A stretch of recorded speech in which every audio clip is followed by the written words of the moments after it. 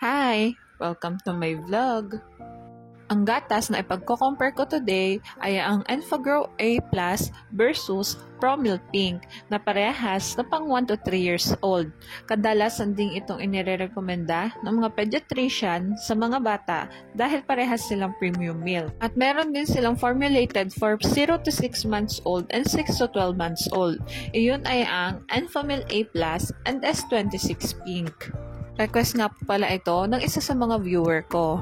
Maraming salamat po sa patuloy na panonood at pagtitiwala na mag-review ng nutrition facts ng mga gatas.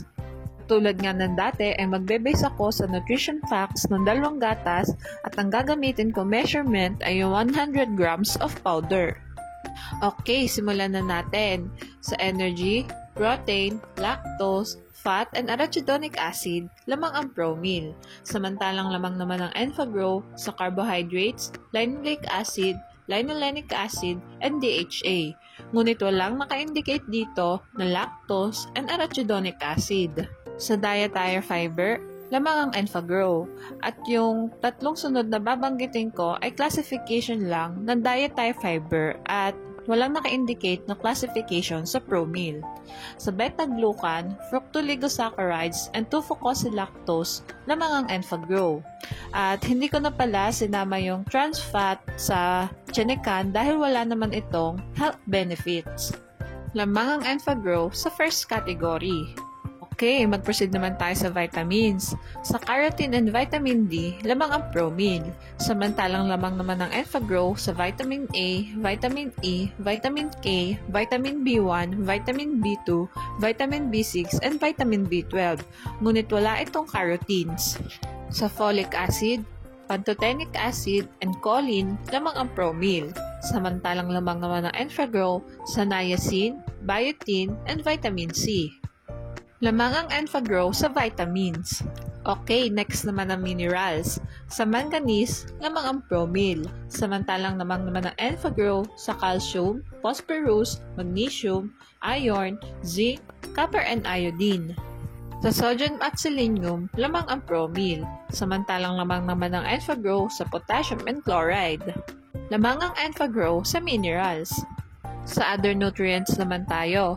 Ang Promil ay may nucleotides and lutein na wala ang Enfagrow. Samantalang ang Enfagrow ay may phospholipids and sphingomyelin na wala ang Promil. Tayo ang dalawang gatas sa other nutrients. Okay, proceed naman tayo sa price na kinuha ko sa Lazada.